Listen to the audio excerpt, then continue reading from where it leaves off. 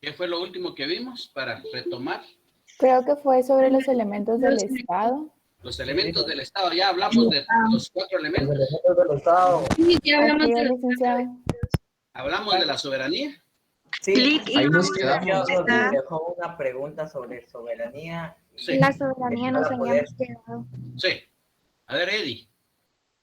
¿Cuál es la pregunta? Había dicho que por qué la soberanía era igual al poder, o sea. ¿Por qué? Porque en términos políticos, ¿verdad? Fíjense que si dice, la soberanía radica en el pueblo, ¿ah?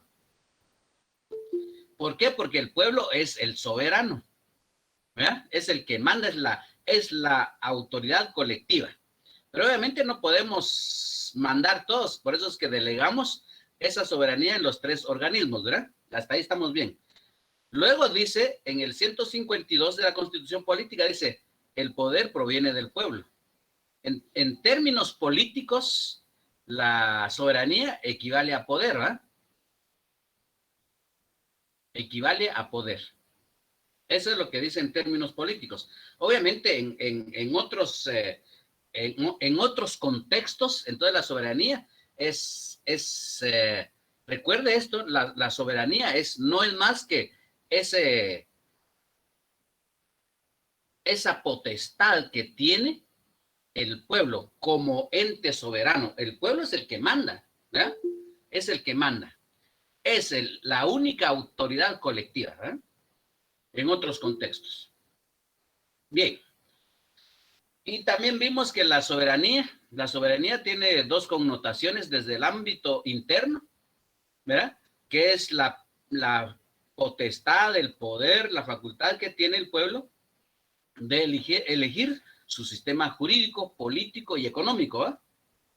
Entonces nosotros elegimos, porque el pueblo es soberano, es el que manda, elige a sus autoridades, ¿eh? Por eso dice, el pueblo quien delega para su ejercicio en los organismos ejecutivo, legislativo y judicial, ¿verdad? ¿Cuándo? Cuando votamos, ¿verdad? Desde el ámbito, es decir, desde la connotación externa, la soberanía equivale a una igualdad de derechos y obligaciones frente a otros estados, no importa el tamaño, no importa el poder económico, ¿verdad? Pero el pueblo, digamos, en el caso de Guatemala, tiene iguales prerrogativas ante la comunidad internacional. Ahí estamos claros, ¿verdad? Bien. Y luego, después de esto, vimos la clase de, las clases de Estado, ¿ah? Hasta ahí no llegamos. No, licenciado. Bien. Entonces, las clases de Estado tenemos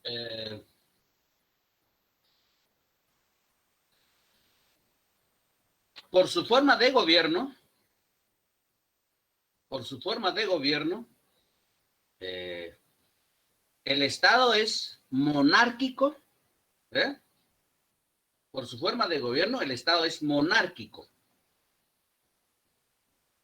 Entonces, un Estado monárquico es donde hay un gobierno que es el rey, ¿verdad? Que es la monarquía. Por ejemplo, España, Reino Unido, que hay un rey ahí, ¿verdad? Carlos, el que se casó con la princesa Diana y luego se casó con la Camila, algo así, ¿verdad? Luego se quiere casar con la Kimberly, ¿verdad? Y en España, el rey Juan Carlos de Borbón, que renunció a su reinado y dejó al heredero, al príncipe, ¿verdad? Entonces, eso es la monarquía, ¿verdad? La monarquía donde hay un rey. Ahora, hay 2 clases de monarquía. La monarquía absoluta o ilimitada y la monarquía constitucional o limitada. ¿En qué consiste la monarquía absoluta o ilimitada? Todo el poder se centra en la figura del rey. Él es legislador, es el creador de la ley, él es el ejecutor de la ley y él es el aplicador de la ley. Entonces, en él se reúne el organismo ejecutivo, legislativo y judicial. Incluso decía el rey de Francia, no sé si el 16 o 15, bueno, él decía, yo, porque yo decido. Por ejemplo, si hay que matar a una persona, él decide matar. Si, o también le da lo absuelve para que siga viviendo. Entonces, por eso él dice, yo soy Dios. No hay otro ser superior que yo. ¿Eh? Licenciado. Luis si no me equivoco, es Luis XV. ¿Verdad? Bien. Entonces, esto es la monarquía absoluta o ilimitada. Luego aparece la monarquía constitucional o limitada. En esta, como ya aparece dentro de los estados, aparece una constitución. Recuerden que la constitución es la que sustenta, la que fundamenta, ¿verdad? Legaliza un estado. Entonces, en esta monarquía constitucional, entonces, separa las funciones, dejan al soberano, al rey, le dan una función política, le dan una función política. Y dentro de esta función política aparece la figura del primer ministro o del presidente. Y hay un parlamento, fíjense en esto, ¿eh? Hay un parlamento. Entonces, el rey, ¿cuál es su función? La función es meramente política. Y el parlamento y el primer ministro o el presidente tienen las funciones administrativas. El parlamento es el creador de la ley. Y el presidente o el primer ministro es el que ejecuta la ley. ¿Y qué hace el rey? Nada, ¿eh? Bueno, pero vive bien, ¿eh? Entonces lo que hace él es que tiene la representación de un Estado frente a la comunidad internacional. ¿Verdad? Ahora, ¿cuándo aparece esta monarquía constitucional? Cuando hablamos de la monarquía absoluta, estamos hablando de la Edad Media. ¿Verdad? La Edad Media. Incluso el único que obedece el rey es al Papa. Porque el Papa ahí sí que le avala todo lo que hace el rey, ya sea bueno o malo, ¿verdad? Pero tiene la bendición del Papa. Cuando aparece la revolución industrial, aparece la revolución francesa y aparece el Estado burgués, entonces con la revolución francesa aparece el constitucionalismo. En este constitucionalismo, entonces le limitan el poder al soberano. Entonces ya se cree la figura del parlamento y del primer ministro o bien el presidente de un estado. Es estado monárquico, sí, pero ya incluso a la fecha, la figura del rey ya es casi una figura de ornato, es de adorno, ¿eh? Ya no tiene muchas funciones. Lo que hace es que sigue trayendo la tradición, por ejemplo, un reportaje, ¿verdad? Que vi el caso de la reina de Inglaterra, ¿verdad? Isabel, ¿verdad?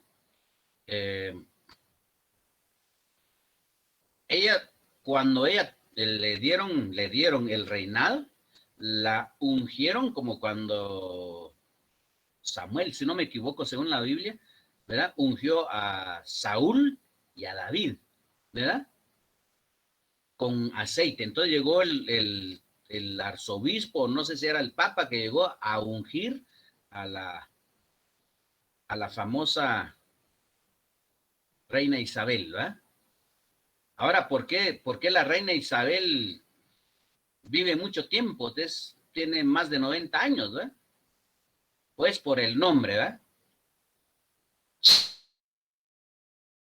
Chabelo, ¿ah? Chabelo es, ¿verdad? Sigue siendo un niñito, ¿ah? Y la reina, la Chabela, ¿ah? Bueno, entonces por el nombre. Entonces, si uno quiere vivir mucho tiempo, dice, uno quiere ser eterno, hay que ponerse el nombre de Chabelo o Chabela.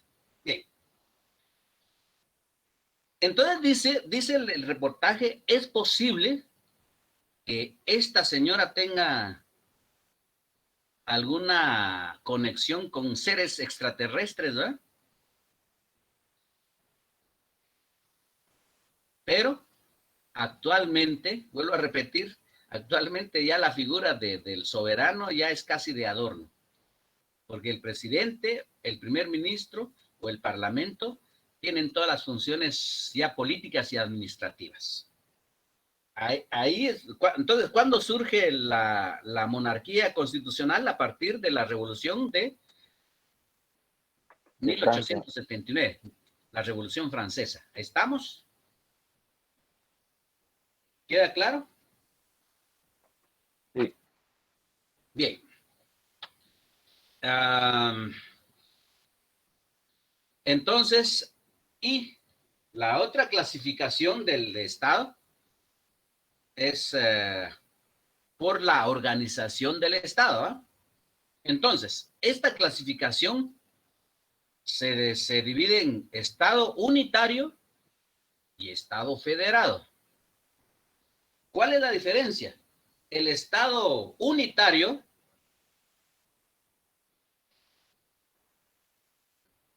hay un solo poder,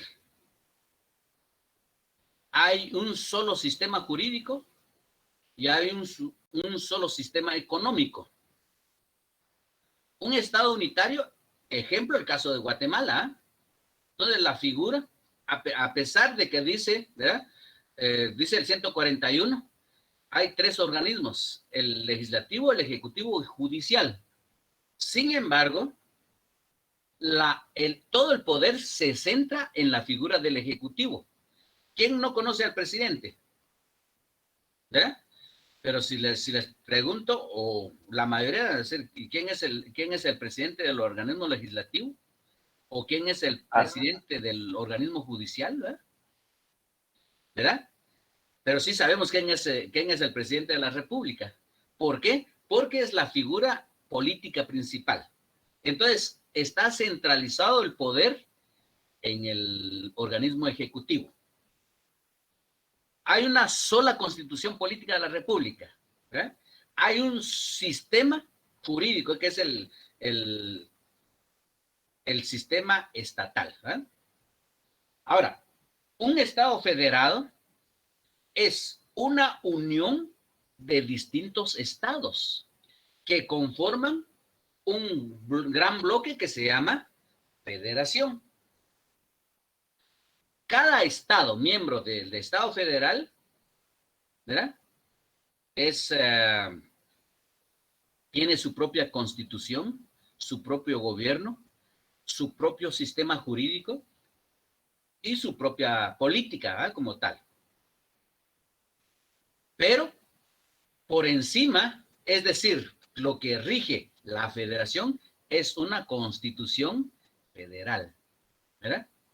Y por eso es que, ejemplo, los Estados Unidos, ¿verdad? Los gringos, ¿verdad? Cada estado tiene un gobierno. En México ocurre lo mismo. Dice el gobierno del estado de Chiapas, de Puebla, de Veracruz, ¿verdad? Cada estado tiene su propio gobierno y tiene su propio sistema jurídico y por eso dice la policía estatal, aquellos que mataron están involucrados en la muerte de incluso hay connacionales que se murieron chamuscados en una camioneta, ¿eh? La policía estatal, ¿verdad? Se habla no sé si me equivoco, es la policía del estado de Veracruz que participaron.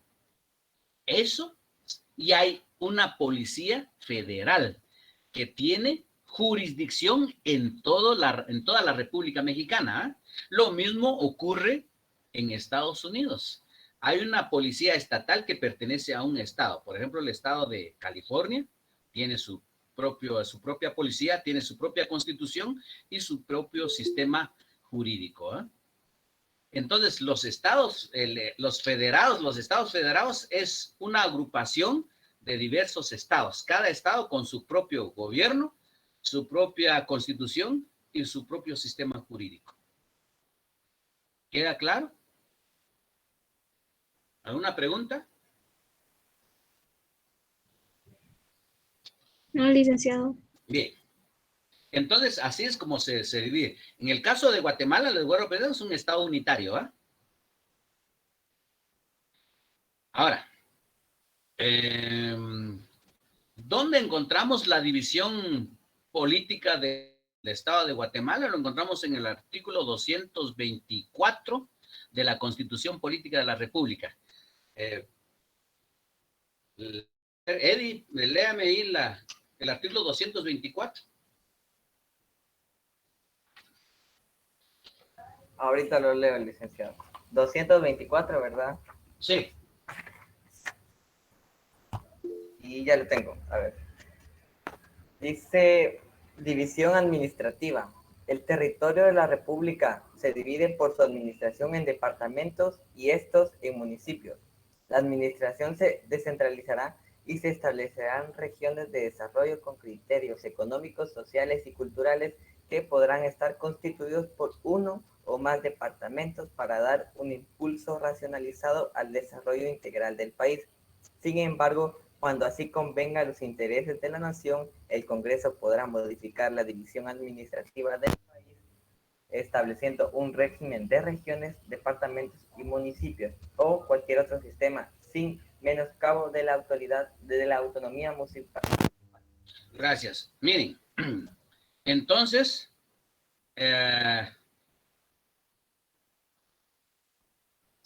el estado de Guatemala solo se divide en departamentos y estos en municipios, ¿verdad? En 1900, con la instauración de un gobierno democrático, se creó la Ley de Desarrollo Urbano y Rural. Entonces el estado de Guatemala se dividió en regiones. La región metropolitana, ¿verdad? Que comprende el municipio de Guatemala, el departamento de Guatemala, la región central que comprende Zacatepec, Chimaltenango y Escuintla, la región oriente que está Santa Rosa, Jutiapa, ¿verdad? La región norte que corresponde a El Progreso, las Verapaces, y la región Petén por ser la zona más lejana. Entonces, así se fue dividiendo, región norte, región sur, región oriente, región occidente, la región metropolitana.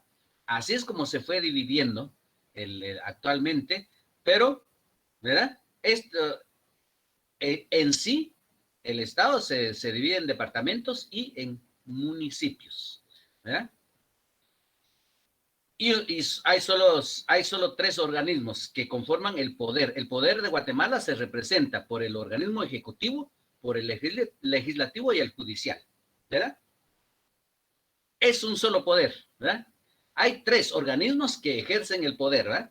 ¿Por qué hay un solo poder? Porque el poder proviene del pueblo, ¿verdad? No proviene de otro lado. ¿Estamos claros? Hasta ahí estamos bien. Bueno, ahora vamos a ver esto que se llama Estado y Derecho.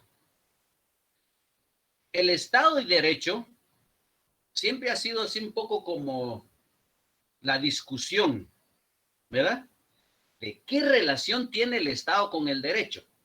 Entonces, hay teorías, hay tres teorías. Estas teorías, lo que dicen, uno es que son,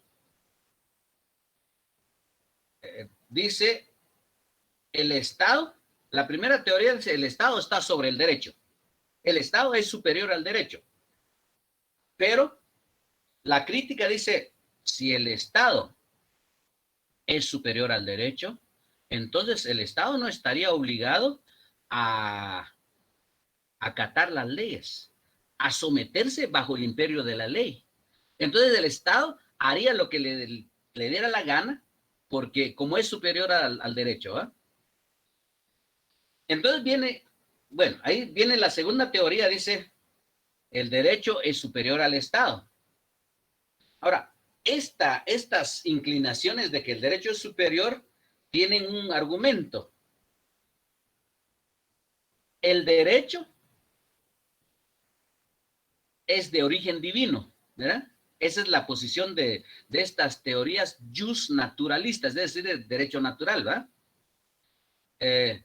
El derecho es divino, por lo tanto, es superior al Estado, porque el Estado surgió después, primero, vamos a ver, cuando entremos a ver el derecho natural y los principios, dice, ¿verdad? El derecho es sempiterno, es decir, el derecho siempre es eterno.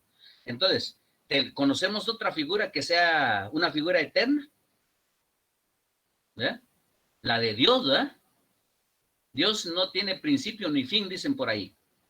Y si el derecho es siempre eterno, significa de que siempre ha existido, está a la par de Dios, ¿verdad? Por lo tanto, el derecho es superior al Estado. Miren cómo lo van amarrando ellos. La tercera teoría dice, el derecho es un medio de control social. No permite que haya un desorden. Entonces, el derecho es una regulación de la sociedad y el Estado es la organización misma de la sociedad. Por lo tanto, ellos son un complemento. Estado de Derecho es un complemento. Ahora, si sacamos una ficha, yo tengo a la vista una ficha de 25 centavos. ¿Verdad? En un lado está el rostro de una mujer de Santiago Atitlán, ¿verdad? Y en el otro lado está el escudo. Esas son las dos caras de la moneda, ¿eh? Por un lado está la figura de una mujer y en el otro lado está el escudo. ¿Estamos claros? Bien. Sí. Pongo esto porque dice, el Estado y el derecho son las dos caras de la moneda. Es decir, no está por encima de nada de nadie, ¿verdad? Sino están en el mismo plano. Si paramos una moneda y ponemos la moneda de canto, están en el mismo plano, ¿ah? Ahora, ¿por qué razón? Ahora viene el argumento. ¿Por qué razón pertenecen, es decir, forman las dos caras de la moneda? Porque el Estado y el derecho surgieron por las mismas razones. Surgieron por las mismas causas, ¿eh? Entonces, y recuerden esto, ¿eh? Si tenemos una hoja en nuestras manos, la hoja tiene dos lados, ¿eh?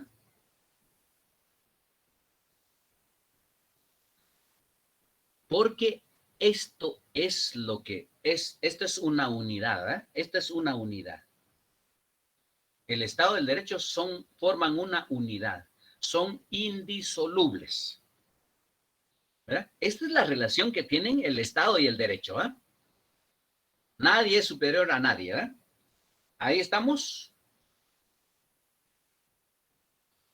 ¿Queda claro?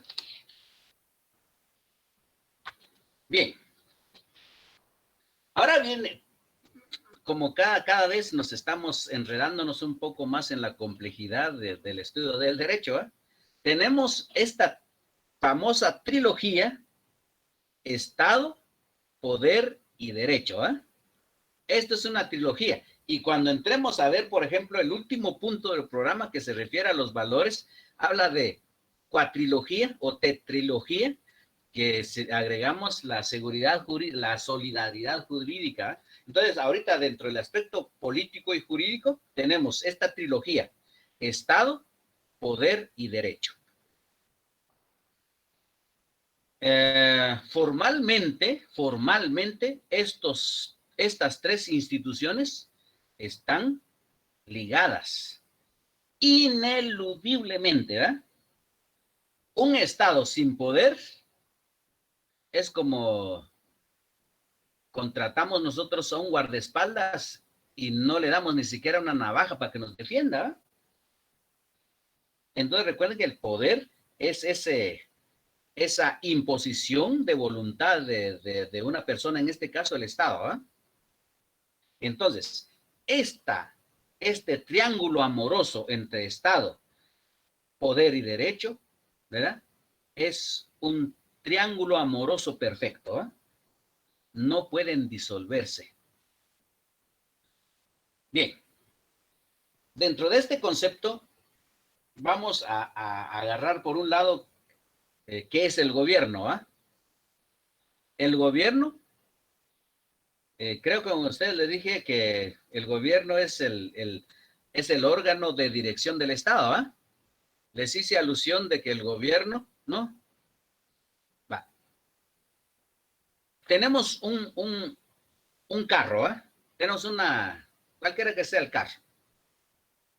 El carro está fuleado de combustible. El carro es nuevo, ¿verdad? ¿El carro se mueve solo? Necesita de un piloto, ¿verdad? Entonces, el Estado es el vehículo y el gobierno es el piloto, ¿verdad? Es el órgano de dirección del Estado, ¿verdad? Administra, ejecuta, ¿verdad? Es el encargado de realizar los fines del Estado. Es el encargado de realizar los fines del Estado. Llevar entonces el famoso bien común a la población y todo lo que conlleva, ¿verdad? Ahí estamos, ¿verdad? Ese es el gobierno, ¿verdad? Ahora el gobierno tiene dos funciones. Una función política y una función administrativa. Ahí estamos, ¿verdad? Tiene una función política y una función administrativa. La función política, el gobierno representa la unidad del Estado, representa la unidad del pueblo, ¿verdad? Cuando el presidente va a la ONU y dice, en nombre del pueblo de Guatemala, yo vengo, ¿verdad?, a presentar mi discurso. Él no va en nombre propio, él va en nombre del pueblo de Guatemala. Por eso es que la representación política es la representación de la unidad nacional. No de la esperanza, sino de la desesperanza, ¿verdad? Ahí queda claro, ¿ah? Y la función administrativa es cuando el Estado, a través del gobierno, realiza el bien común. Por ejemplo, cuando el Estado cobra los impuestos, está ejercitando la función administrativa. Cuando el gobierno contrata a un empleado, su nombramiento, ¿qué es lo que está haciendo? Cumpliendo con una función administrativa. Ya tenemos la función política es esta y la función administrativa por este otro lado, ¿eh? Bueno, hasta ahí dejamos en paz al gobierno, ¿eh? A menos que vayamos el sábado a manifestar. Bueno, pero eso es otra cosa. Esto queda claro qué es el gobierno y qué es el Estado, ¿ah? Bien. Ahora, como ya vimos, el Estado. El Estado es el ente jurídico y político. Recuerden que el Estado es un ente político y jurídico. ¿Por qué político? Porque tiene poder. ¿Por qué jurídico? Porque se fundamenta, ¿verdad?, bajo una ley. Toda la formalidad del Estado, toda la división de poderes está contenido en la Constitución política y en las demás leyes ordinarias. Bien.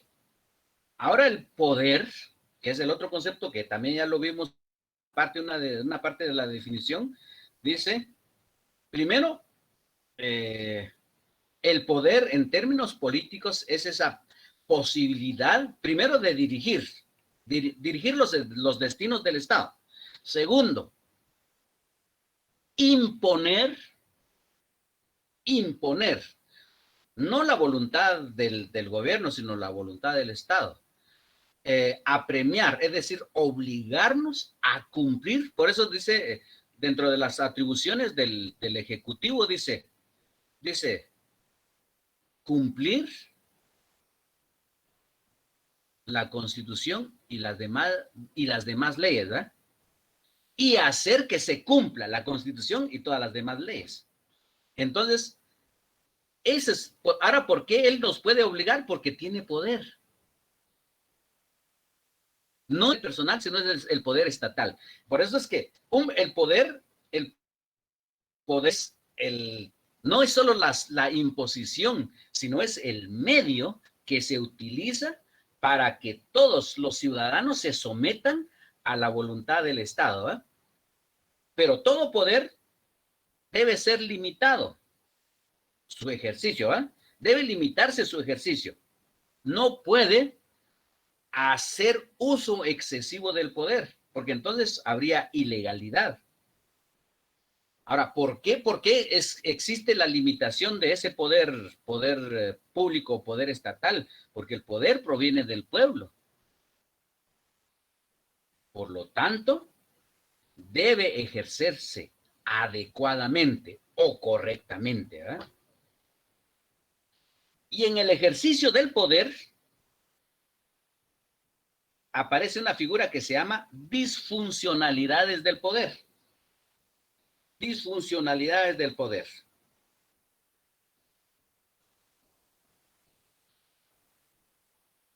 Estas disfuncionalidades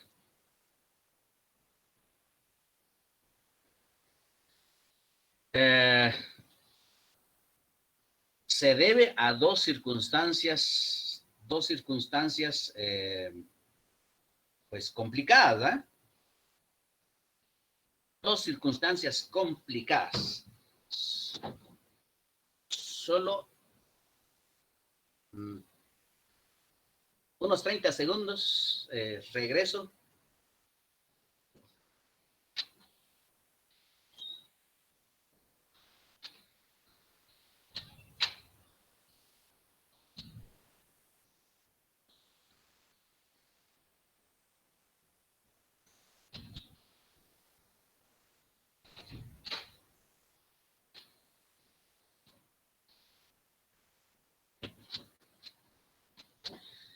Perdón, es que llegó el cartero y me traía una misiva, ¿eh? Bien.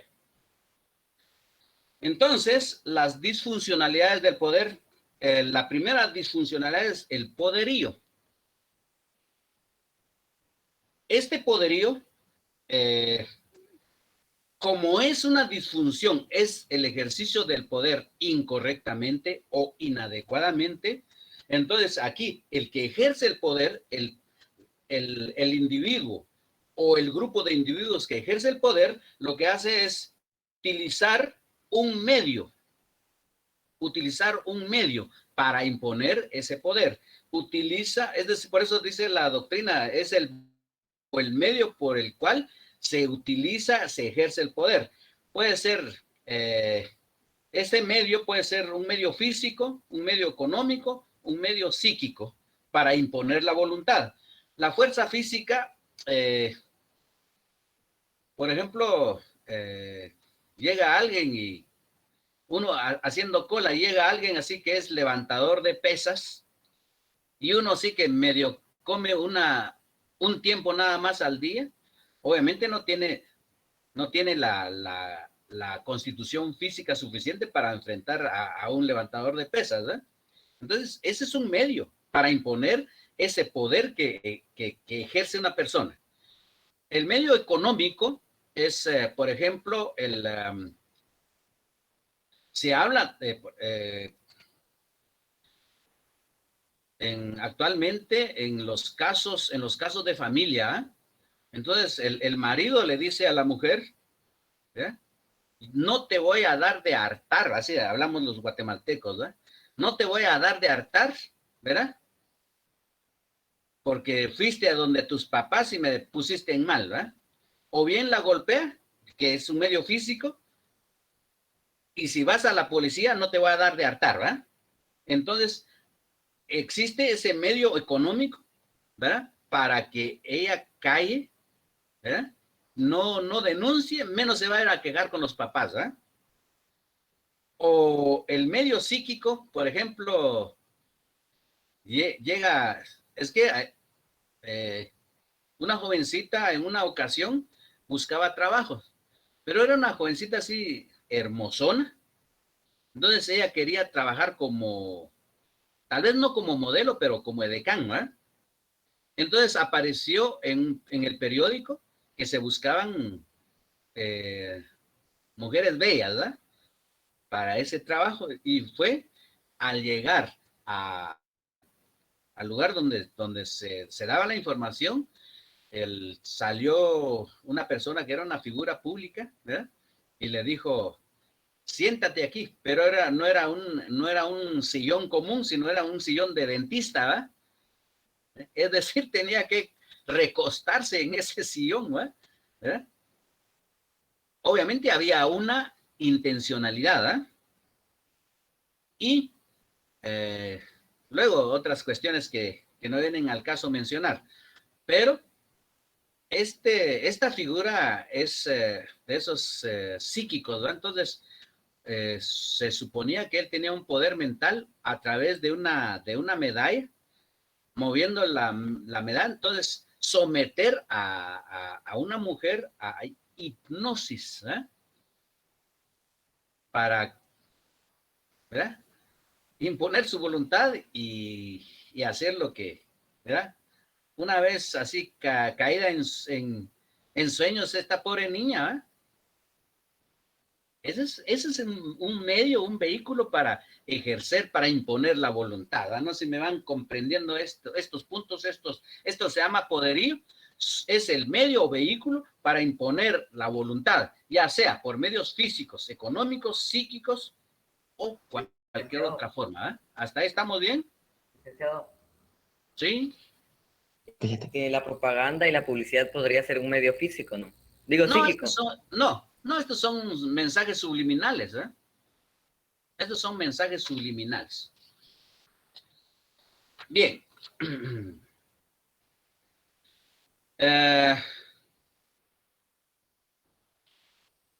Ahora,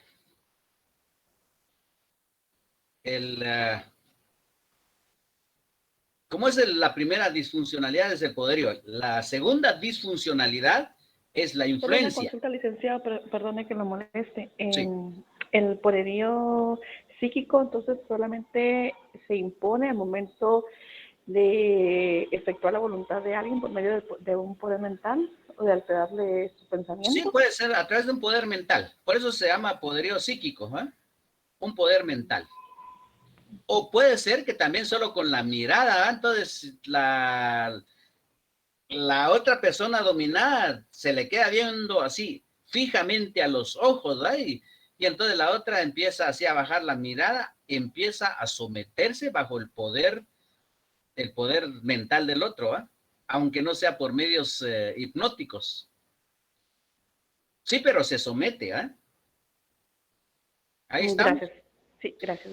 Bien, la influencia es la segunda disfuncionalidad. Entonces, ahora aquí sucede todo lo contrario.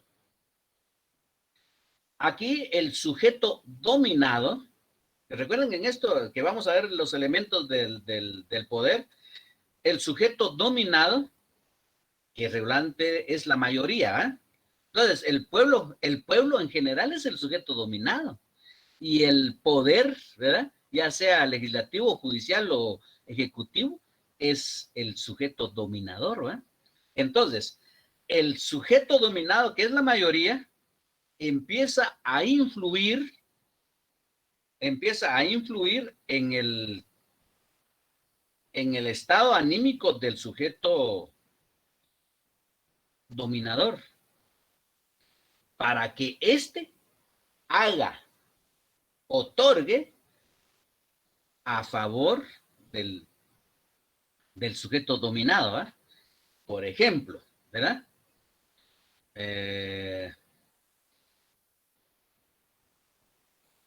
Yo no sé si, o sea, si ustedes, algunos de ustedes son maestros y que estén trabajando en el Estado, ¿verdad? Entonces, se habla del seguidor de este famoso sindicalista del magisterio, ¿verdad? Él está a la par, siempre ha estado a la par del gobierno, ¿eh? De todos los gobiernos. Entonces, él recibe prebendas. Él, ¿verdad? Entonces, ¿qué es lo que él está buscando? Influir en el sujeto dominador para que éste haga algo a favor de ese sujeto dominado, ¿verdad? Por eso se llama influencia, ¿verdad?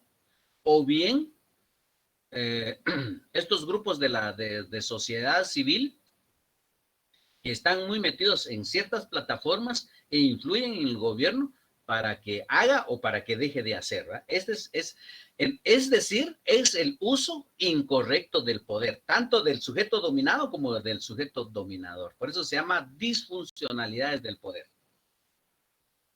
Ahí estamos.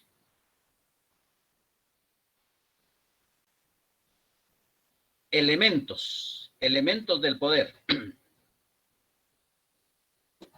Hay dos elementos personales, que es el sujeto de la relación de poder, es el sujeto activo, el que domina, y el sujeto pasivo es el sujeto dominado, ¿eh?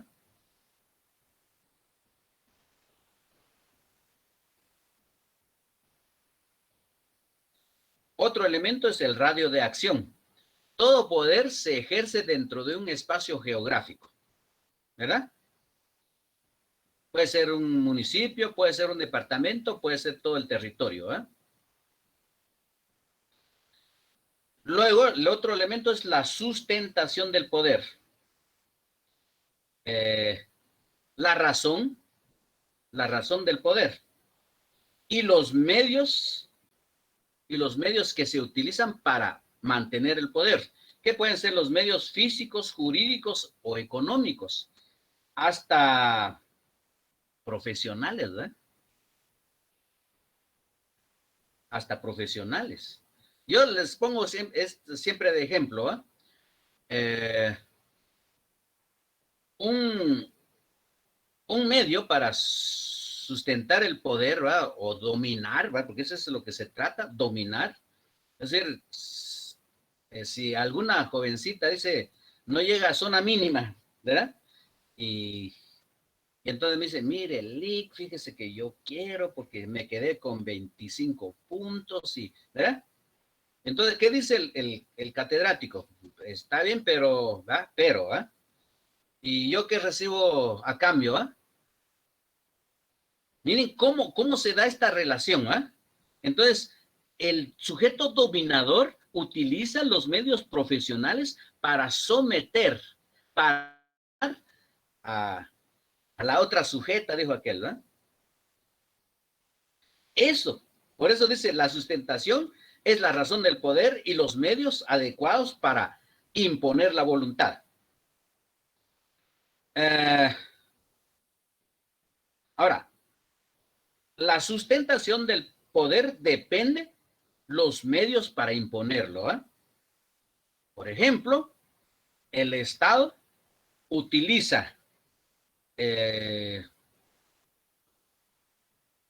el ejército, la policía, las cárceles, la Mara Salvatrucha, la Mara 18, para imponer, ¿verdad? Imponer su voluntad. Toda la forma de sustentar ese poder a través de los medios que utiliza para imponer ese poder, ¿verdad? El Estado, vuelvo a repetir, utiliza las cárceles, la policía, el ejército y otros grupos paralelos, ¿verdad? Y el último elemento es la reacción del sujeto pasivo. La reacción del sujeto pasivo. ¿Acepta la imposición del poder? ¿No acepta y se resiste? ¿Verdad? Se resiste al poder impuesto, ¿eh? Estos son los elementos, entonces,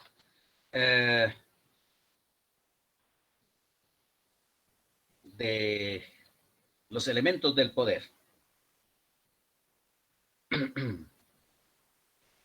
Ahora, ¿cómo lo vamos a entender? Aquí vamos a hacer una relación entre derecho y poder, ¿verdad? Para que comprendamos cuál es la diferencia, ¿eh? ¿Qué es el derecho? Entonces, la mayoría tenemos la idea, ¿verdad? Decir, es que el derecho, ¿verdad? Pero nosotros dentro de nuestro lenguaje utilizamos mucho, ese cuate es bien derecho. ¿Qué significa eso? ¿Eh? ¿Qué significa ese cuate es bien derecho? Correcto. ¿Qué es correcto? ¿Es correcto? ¿Será correcto? O como dice, Honesto. o como cuando decimos, ese cuate es bien derecho o es buena onda. ¿Será ese derecho y buena onda son sinónimos?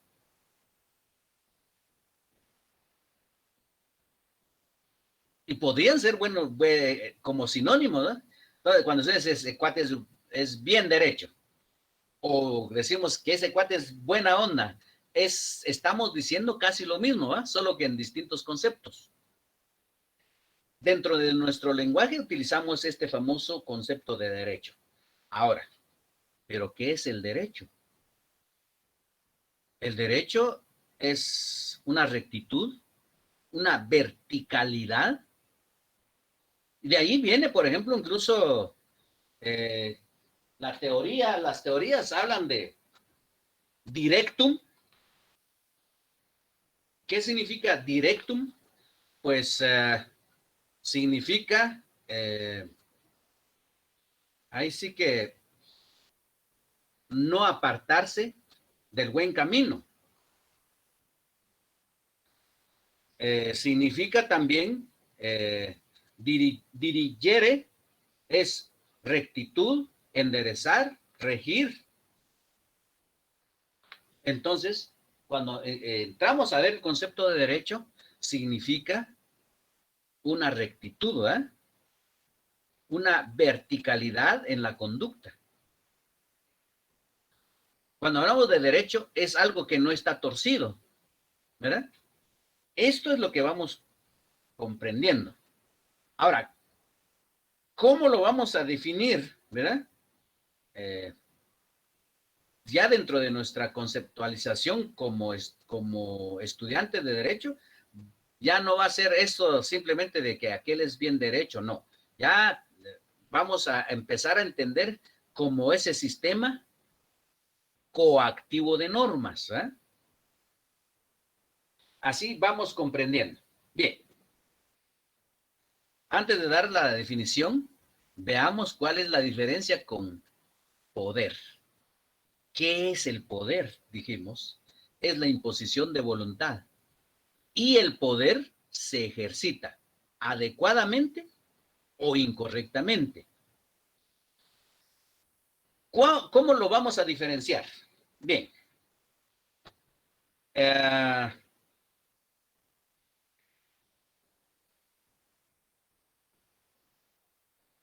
El poder tiene dos formas de ejercitarlo. Eso no son disfuncionalidades, es otra cosa, ¿eh? La anarquía y el despotismo. La anarquía es un descontrol social.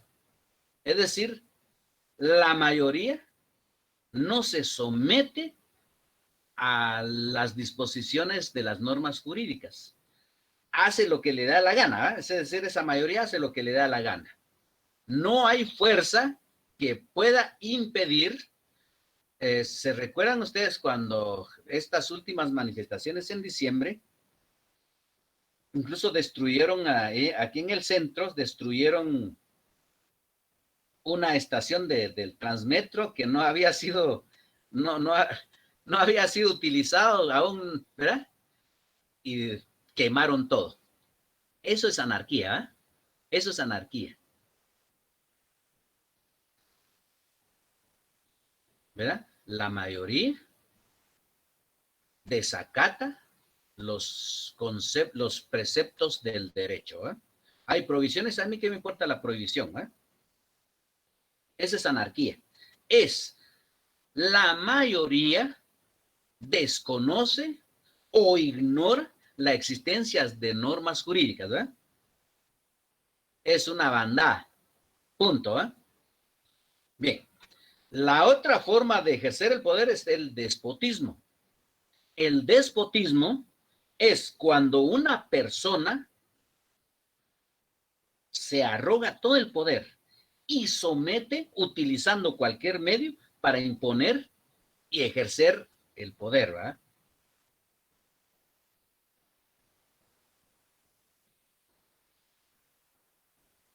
Entonces, por ejemplo, antes del 1986, cuando estaban todos los gobiernos militares, entonces los militares patrullaban las calles y lo encontraba uno mal parado y ya se iba uno, bueno, ya no se sabía si uno se aparecía o desapareció totalmente, ¿verdad?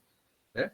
Eso es despotismo, porque es el poder ejercido por una persona utilizando todos los medios, todas las fuerzas, todos los medios posibles para imponer su voluntad.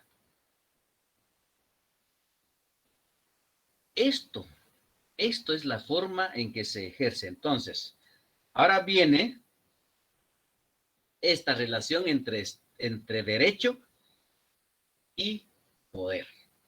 Bien.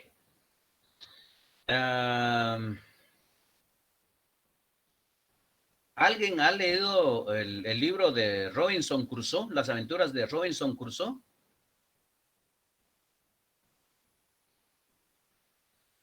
Sí, licenciado. Sí, ya, Milka, ¿ya leyó Robinson Crusoe? ¿Se Sí, recuerda usted del personaje principal de esta obra? Es la obra de Daniel Defoe, ¿verdad? Que es el... después. Ajá, es donde él es un viajero. Uh-huh. Fíjese que en ese libro él cuenta todas sus experiencias donde él se pierde, ¿verdad? En, como que se pierde en una isla y él empieza, digamos, a ver algo, ¿cómo le podría decir? Su trama es muy interesante, tal vez por las experiencias que él está viviendo y aparte por lo que se basa de un libro donde dice que él, ahí creo que también habla sobre la Biblia, que encontró un libro que era la Biblia y en el cual él no se sentía solo en todo lo que él pasó, en todo Bien. su recorrido. Lo importante de esta obra es tan simple, se resume de esta manera. Robinson Crusoe, él era un capitán, iba en su nave, ¿verdad? Y zozobró la nave, ¿verdad? Era un náufrago, ¿eh? Era un náufrago. Ustedes también vieron este náufrago con Tom Hanks, ¿eh? ¿Cómo se llamaba? ¿Con quién hablaba el náufrago? Wilson. Wilson. Es decir, fíjense en esto, Tom Hanks hablando con Wilson, ¿eh? Ahora, Robinson Crusoe, después de lograr ponerse es decir, a nadar, llegó a una playa, llegó a una isla. Entonces empezó a caminar por la isla y no encontró alma humana alguna, ¿eh? Entonces se instaló ahí en un montículo con la esperanza de que pasara algún barquito ahí para que lo rescatara, eso lo llevara de regreso a Inglaterra. Estaba él ahí cavilando, ¿verdad? Cuando vio, iba entrando a la playa, un piragua. ¿Qué es un piragua? El piragua no es aquello que utilizamos para resguardarnos de la lluvia, eso se llama paraguas, ¿verdad? El piragua es un cayuco, ¿eh? Es un cayuco. Entonces, iban en ese piragua, se desembarcaron un grupo de negritos. Llevaban a otro negrito así amarrado, ¿verdad? Y lo fueron a poner a la playa para matarlo. En eso, cuando Robinson Crusoe vio esto, bajó y le disparó a uno de los negritos. Y el otro cayó muerto, ¿eh? Porque tenían su rifle y cayó muerto. Y los otros vieron esto y salieron, se tiraron al piraguas y empezaron a remar y se fueron de la playa. El negrito, ¿verdad? Que fue salvado por la campana, fue a ponerse a los pies de Robinson Crusoe, ¿verdad? Así de rodillas, ¿verdad? Y puso la cabeza sobre la arena, agarró el pie de Robinson Crusoe y lo puso en la cabeza, ¿verdad? En la cabeza. Él mismo agarró el pie de Robinson Crusoe y se lo puso en la cabeza. Ese símbolo de poner el pie sobre alguien, ¿qué significa? Dominancia, no. Que lo domina. ¿Perdón? Poder, Superioridad. poder. Símbolo de poder. Superioridad. Símbolo de poder. ¿Qué más? Superioridad. Pero además de ese poder le está dando al otro. Ahora, Fuerza. el sentimiento de él, ¿cuál sería? De que él es el jefe. Dominio. De que él es el Dominio. jefe. Y el otro, Humillación. También humillación. representa el nepotismo. Exacto. No. Aquí es otro rollo, ¿eh? Es decir, no es ni despotismo ni anarquía, ¿eh? Fíjense en esto. Él se somete voluntariamente al dominio, ¿verdad? Ahora, ¿cómo se llama este personaje? Este negrito se llama Viernes. ¿Por qué se le llamó Viernes? Porque fue un día viernes, porque cuando Robinson Crusoe llegó a la isla, empezó a marcar con rayitas, ¿verdad? El día. Y ese día era viernes, por eso le puso al negrito salvado, le puso Viernes. Entonces, Viernes se sometió al dominio de Robinson Crusoe, ¿verdad? Entonces, el otro ejercía el poder y Viernes estaba sometido, dominado, humillado, ¿verdad? Mancillado su dignidad como ser humano, ¿eh? Ahí hay un ejercicio del poder, ¿verdad? Como prácticamente era una especie de esclavo, solo que el Robinson Crusoe no lo vio así, ¿verdad? Entonces,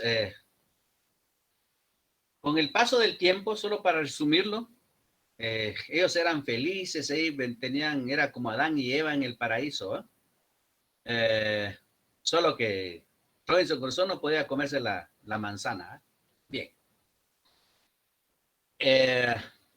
En eso ellos estaban en su montículo cuando vieron así en el horizonte, allá en lontananza, vieron un barco, ¿eh? Y cuando vieron, una persona se tiró al mar y se fue nadando hasta la playa. Entonces Robinson Crusoe lo fue a encontrar y se presentó. Y el otro narró la historia, dijo: yo soy el capitán de este barco. Se sublevaron los marineros y me querían matar. Yo me puse a salvo, entonces llegué aquí. Y vino y le dijo: bueno, ayúdame a rescatar mi barco, ¿eh? Entonces se le alumbró el foco a Robinson Crusoe y dijo, con mucho gusto, yo te ayudo a rescatar tu barco, ¿verdad? Pero con una condición, ¿verdad? Que me llevé de regreso a Inglaterra. Y se dieron la mano. Esta relación entre Robinson Crusoe y el capitán inglés, ¿qué tipo de relación se dio?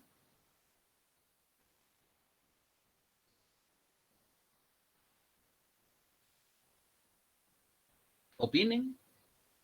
¿Qué tipo de relación se dio entre Robinson Crusoe y el capitán inglés? Un pacto. Un pacto. Un pacto. ¿Una relación profesional? Una relación profesional. Un ¿Otra tipo de opinión? relación que coayuda entre ambos, que ambos están ayudando mutuamente. ¿Una relación con bienes comunes? Con bienes, bueno, podría ser, ¿verdad? Con bienes. Ahora viene la cuestión. ¿Qué tipo de relación hay entre Viernes y Robinson Crusoe?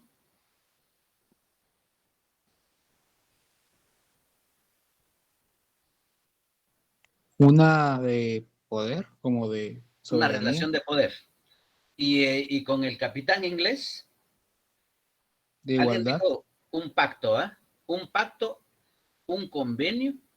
Bueno, entonces, ahí sí como dice don Justo Cabal, ¿verdad? Si tú me das, yo te doy, ¿va? Hay una relación de... ¿Habrá una relación de igualdad entre Robinson Crusoe y Viernes?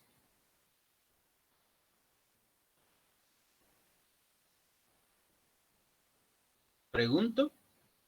¿Hay una relación de igualdad entre Viernes y Robinson Crusoe? No. ¿Hay una relación de igualdad entre Robinson Crusoe y el capitán inglés? Sí. Sí. Porque Sí, licenciado. cada quien adquirió un derecho y una obligación, ¿eh? La obligación de ayudarlo a rescatar el barco y la obligación de llevarlo de regreso a Inglaterra. Igual Robinson Crusoe, la obligación de ayudar a rescatar y el derecho a que lo lleven de regreso a Inglaterra. ¿Eh? Ahí hay una relación de derecho.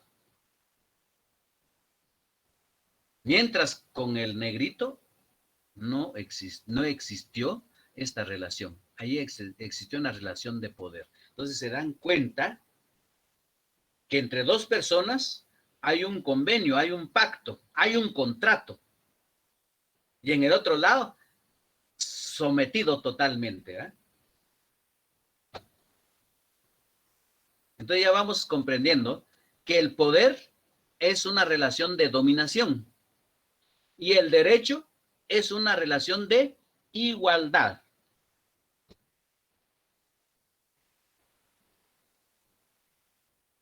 Poder es dominación y derecho es igualdad. Entonces, analicen esta breve narración, ¿eh? Y entonces se dan cuenta de que en uno hubo un contrato y en el otro un ejercicio pleno del poder. ¿Alguna pregunta? Sí. Entonces, pero mire, aquí tendría que utilizarse los dos para, o sea, pues, debería de utilizarse el poder para lograr conseguir esta relación de derecho, ¿no? No, porque cada quien es libre, porque el otro dice, bueno, me ayudas a recuperar mi nave y entonces inmediatamente vamos de regreso, porque es la obligación de él, ¿verdad? Es el compromiso de él regresar a Robinson Crusoe a Inglaterra. ¿Y cuál era la obligación de Robinson Crusoe? Ayudar a rescatar su nave, ¿verdad? Y el derecho de él para regresar a Inglaterra, ¿verdad? Entonces, en un lado, Viernes no podía exigir ningún derecho si él estaba sometido, ¿verdad? Esta es hay una relación de igualdad entre los dos ingleses, ¿verdad? Entonces, poder es dominación, derecho es igualdad. ¿Eh? Entonces, como cuando uno compra algo, mire cuánto vale este mueble. Bueno, vale 10,000. ¿Será que yo me puedo llevar ese mueble sin haberlo pagado? Tengo que pagar, después ya puedo utilizar, ya puedo llevármelo, ¿verdad? Es eso. La obligación de pagar y el derecho de recibir y usarlo. Esto es, en pocas palabras, la relación entre poder y derecho. Por hoy lo dejamos por aquí. Si no hay otra pregunta, entonces el próximo día vamos a entonces ya definir derecho, la importancia del estudio del derecho. ¿No hay alguna otra pregunta? Bueno. Sí, licenciado, buenas tardes. Sí, dígame, Álvaro. Quisiera saber si ya tiene la información para comprar el libro. No, aún no, si no me equivoco, mañana me tendrían que dar ya la información. Si hay una información mañana, entonces a través de Classroom yo les mandaría, o bien, miren pues, hagamos esta otra cuestión por acá.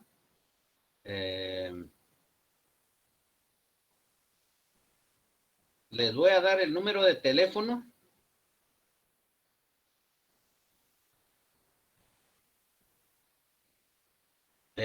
Claudia se llama la persona que va a distribuir los libros, Claudia. El teléfono es 50 91 96 32. Ese es el teléfono de ella. Licenciado, una pregunta. ¿Qué precio tiene el libro? 90 creo que me dijeron la última vez.